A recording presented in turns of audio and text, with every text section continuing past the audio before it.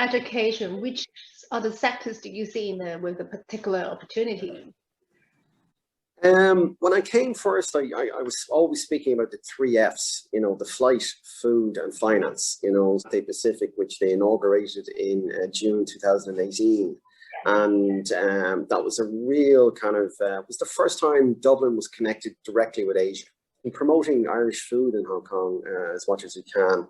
Irish beef and lamb, Irish beef, absolutely, whiskey too, But Irish beef and lamb have got a fantastic reputation for quality. Our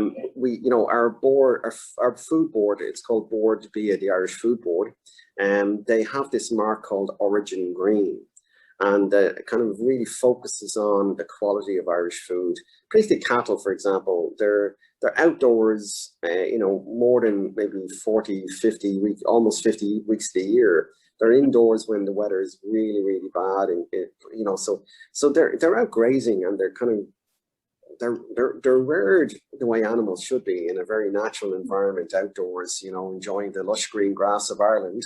And so the quality of Irish grass-fed cattle is just second to none, really. One remarkably great success story for the Irish food sector here in Hong Kong has been seafood.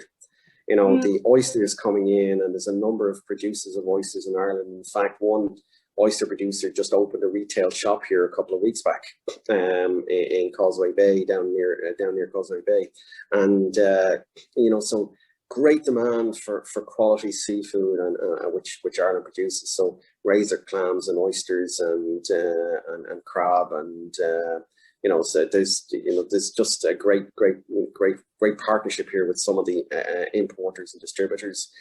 We do an Irish Food Month every year, in which we partner with local restaurants, local clubs.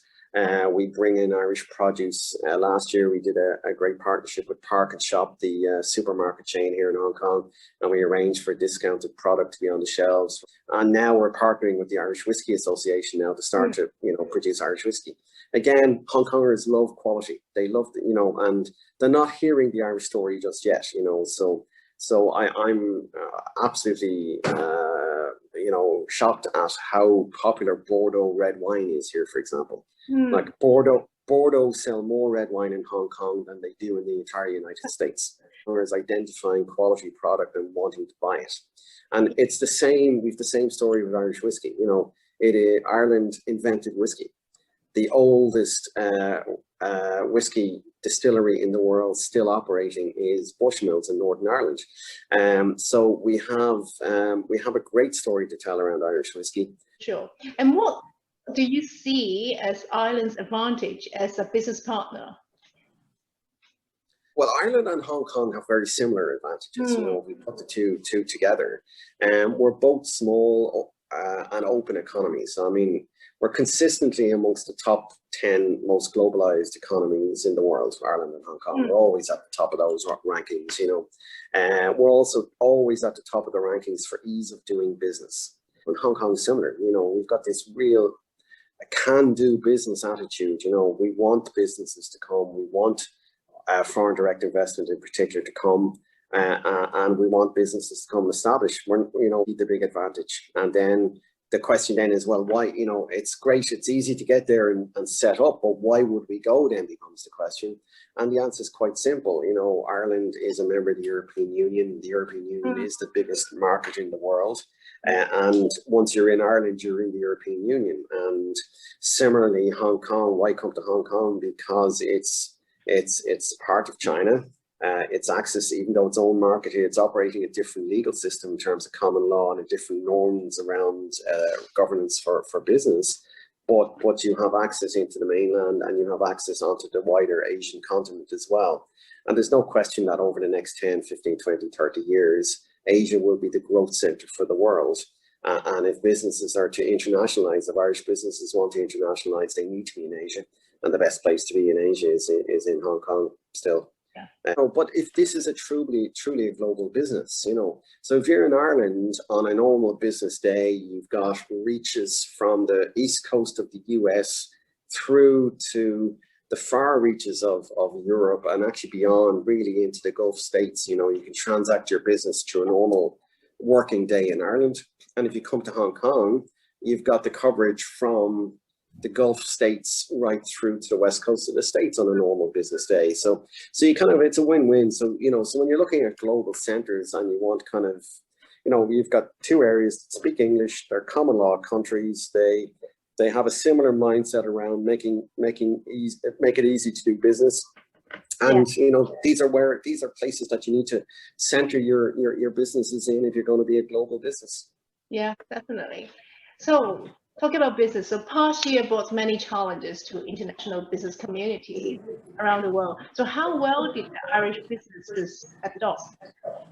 It's a very mixed story. You know, there are sectors that were truly impacted and moved ground to a halt, and then others really flourished.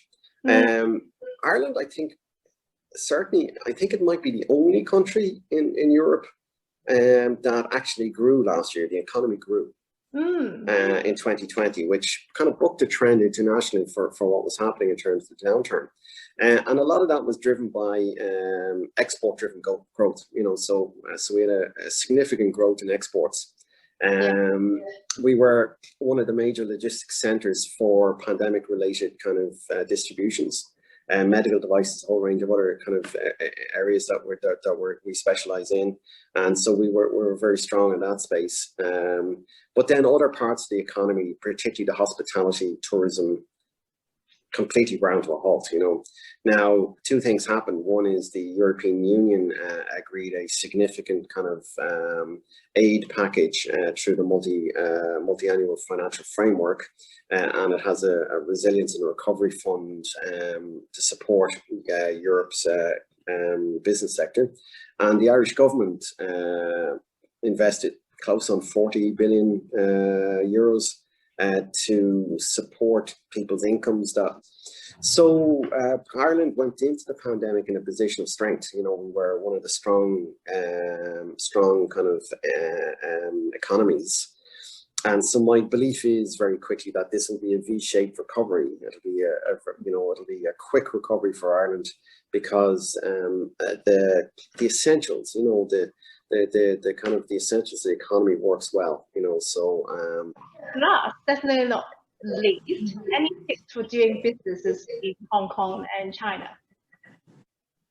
I suppose the kind of key thing is cultural sensitivities. You know, there are ways of doing business here, and I think some of the most successful Irish people here have learned around the cultural sensitivities. You know, it's a little bit kind of it's deceptive when you hear it, because everybody speaks English and we're working in English, or kind of an Irish English common law system, you know, but there's norms for doing business that you need to be just more culturally tuned to, so that when you come to do business, you know, connect in with the Irish community, connect in with the various kind of groupings here. We have an active Irish chamber, you know, depending on what sector you're in. There's other support groups as well for different sectors. So tap into the resources that are here already. Certainly talk to the state agencies, particularly if it's Irish companies coming this way. Talk to Enterprise Ireland, talk to us, you know. You know, there's great resources. You know, the Irish community here is big. It's our biggest community on mainland Asia. We've got about 5,000 people, 5,000 Irish people living in Hong Kong. Group and a great resource, you know, and certainly I've found the Irish community here to be fantastic to deal with. They're all very professional, very senior people in many sectors, you know. So the usual, it's the Irish kind of, it's in our Irish DNA, and you've probably seen this, you know, two strange Irish people meet, usually in a bar or somewhere like that, and then the conversation kind of leads to, they have to find a point of commonality between them, you know. And so this is what's in the Irish DNA of, you know, you need to network and kind of get to know people, and it's the same here. You need to appreciate the kind of cultural sensitivities of doing business in this part of the world. So thank you very much, David. Very nice to talk to you, very insightful tips, and also your sharing about your life and businesses perspective in Hong Kong and China. So thank you.